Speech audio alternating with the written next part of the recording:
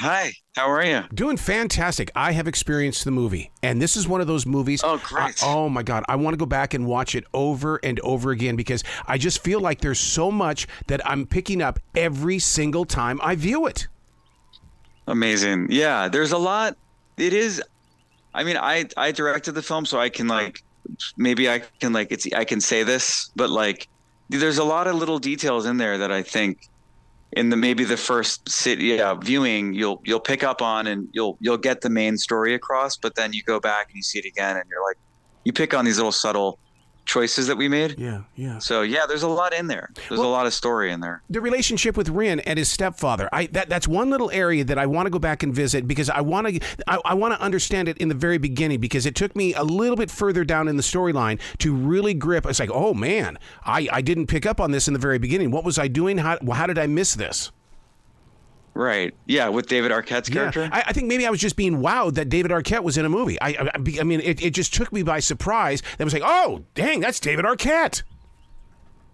I know.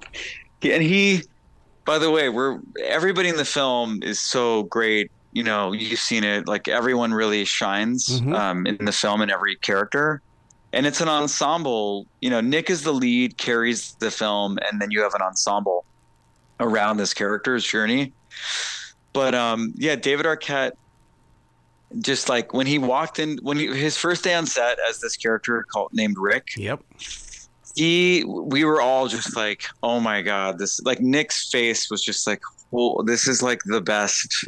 Like, you couldn't imagine someone else in this role. When the lines came out of his mouth, you were like, wow, this is incredible. Like, it's funny because all these actors, I think, make you wonder. Like, they kind of like spark this idea of like, what's going on with these? Like, you're thinking like, what's going on with these characters? They just have so much going on behind their eyes that make you wonder. And I think David, you're meant to like feel a little off put by the stepdad character, because our lead character Renn and David's character Rick have a past that we will soon find out is like rich with like some turbulence, but we will see. But then you also can kind of understand Rick at times and get his perspectives. Like, I get kind of why he was the way he was at times, and like what his fears were dealing with the situation. But yeah, when he walks into that dinner with the family and he's late and he has the drink in hand already, and it's those are the subtle things. Like, the mother was at treatment, you know, and that's sort of their backstory, is that just the Rick character wasn't really there, you know, for Lily, and you know, and that can happen. That's not uncommon in a marriage, in a relationship, when there's an event that takes place that's like such a big event. Sometimes people are there and sometimes people aren't. It's just we can judge it all day long. It's real. It's the truth. Yeah, because, you know, one of the things that I felt in watching the movie, it's almost like that you took a page out of every one of our lives and you're sharing this story. Because, I mean, we all have something that has happened in our family, and sometimes people don't find out about it till 20, 30 years down the road, and they go, well, why didn't you tell me? We didn't think it was important. I mean, I'll tell you one of the touching scenes that I saw, and it says so much, and I don't want to spoil the movie, but the final scene with Rick, you know, in that moment where he was trying to make a connection, and it was like, I forgave him. Everything. It was like, oh my God, that was a moment for guys, because guys have relationships with stepfathers or their real fathers, and that was a guy moment. Yeah, totally. I think that moment is very much a release in the film. Yes. We took it to another level as far as what we've experienced in the film that far, but it really is a moment for them to kind of get it out and work it out. And again, like, I think I don't want to say everything in the movie, but obviously from that moment on, I think Renn kind of is able to kind of become, I guess, find himself in this sort of acceptance of realizing he didn't handle everything perfectly himself as well, that we all have our flaws, even the people that we, you know, want to point to as they're the one with the problem. We have to sometimes look in at ourselves and kind of reflect on and see what we could be doing better as well. But that I love that moment in the movie. That was a big scene to shoot as well, because it's hard to hit the ground running right in the beginning of the day. When you just have to go to that place emotionally. and you have to and there was a lot of dialogue in that scene, and Renn and Rick are kind of going at it. But yeah, no, I'm with you. I think I love that moment in the movie, but I love that this movie has so many different sides to it. It does. Like I love the sort of like kind of ridiculousness of that Father Dan sequence of like outside the house, to kind of we land in a moment of truth when he kind of talks about his mother Lily. We go into these flashbacks that kind of bring joy, seeing Elisabeth Shue in these flashbacks. Yeah, it's just it's what life is. It's ups and downs. I mean, I think my job was to balance heart and comedy in this film as a director. It was how do I kind of, how do I emphasize these more weighty ideas of what grief is and the truth of it by sort of using comedy as a way to kind of shine a light on it. Yeah. So that was my sort of tactic. But I love the flashback thing I've never made, and I've made different movies so far in my life, but the idea of these like flashback scenes I've never kind of encountered having to execute. How do I do that? But I love I love match cuts in movies where you go from a hand on a doorknob, you cut back, and that hand on the doorknob is now back in 1965 or whatever. You use those are called match cuts, and that's what I love using match cuts. Kind of that was our way in and out of the flashbacks. If you go back and watch it, you'll see also we use audio, we use sound as a way to kind of trigger emotions, because that's very true. You're being very fair and very faithful to us as viewers with those flashbacks, because we don't go, what the hell's going on here? We knew what was going on. We embraced it. And if anything, it thickened up the story even more with Elisabeth Shue, because we got a better picture of why Renn is Renn. And so then we fall even deeper in love with Renn. That's right. Yeah, I think, the mother is a very lovable character. And she very much, like, we say in the film that he took after mom and Leigh, the sister, took after dad. Yeah. She was, Brittany says it on the stairs in that really great scene. I was his and you were hers. But that's right. I mean, that's why I think this story for him is even more powerful, because I think of the bond he had with his mother. And that he really is kind of lost without her. So, but yes, as you said, I mean, I think the flashbacks, give us a glimpse of like another side of his character in a way, and what he was around and how he kind of was brought up in the world. And I think he's trying to find his own courage and strength to actually pursue his own dreams. That's the big shift, was the arc of his character was in the script, was that he's doing this job he doesn't really love. He wants to be a writer. He's creative. He wants to be doing something that's his own. And his mother is like, you need to be out there. You're a great writer. You should be doing this. Yep. And he's kind of hasn't really stepped up to the plate to do it. And in the film, I think is sort of, we wanted to give his character something that we can really connect to as an audience, that really he's saying that I get, okay, now he's going to now shift. This is like a rebirth for him as a person. And we use that as our kind of way to do that. Not just the connection with Alex, because we don't know, will they, won't they, the way we leave off in the sort of romantic side of Alexandra Shipp and Nick Jonas. But I think it's really everyone, I think, in a way in this film, I think has their own journey through this process and comes out the other side okay. They're going to be okay.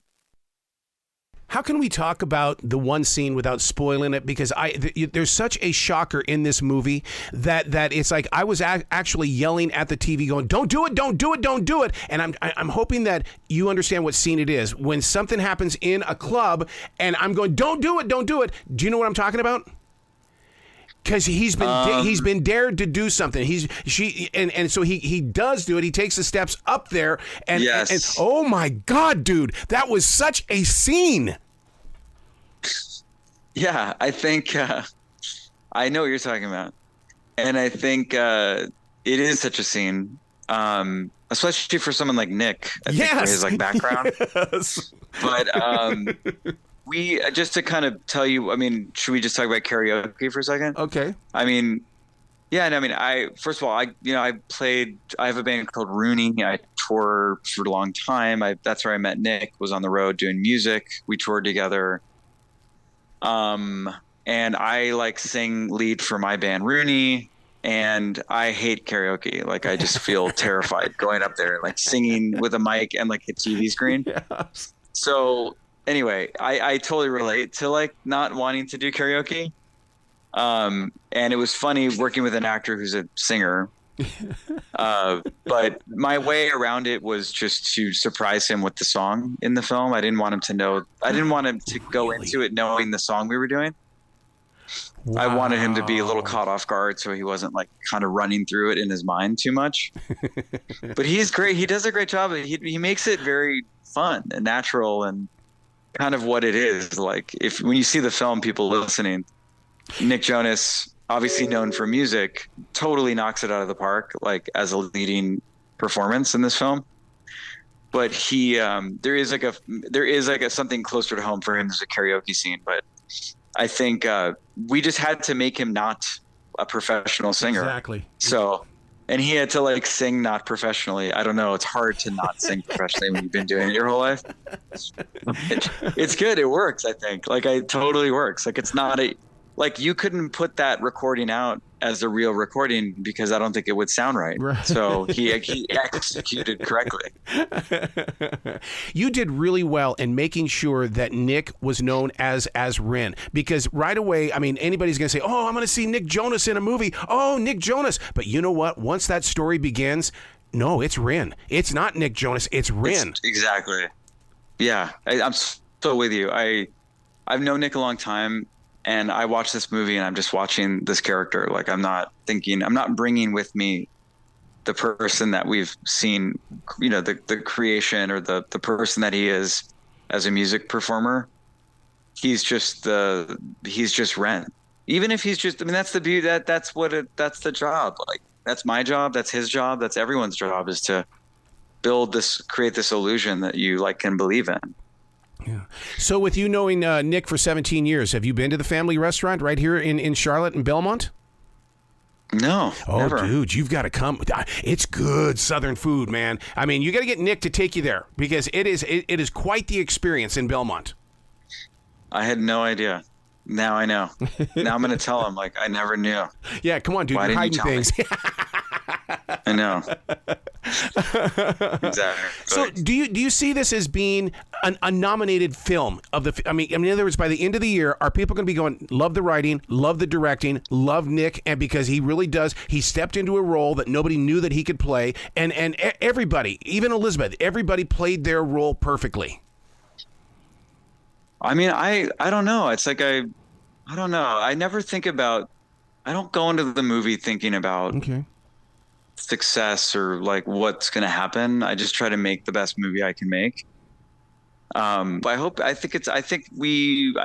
feel really happy with the movie, and I want people to see it, but I don't put this like emphasis on we got to make X amount of money or we got to win this X amount of awards. Or I think the biggest award, honestly, I really believe this, is just people coming to me saying they liked the film. That's all. I mean, if the movie was like meaningful to you watching this movie, that's all I can ask for. Wow. Is just that you get a chance to see it, and I hope it means something to you. That really is all. That's why we make it. It's like to give people something.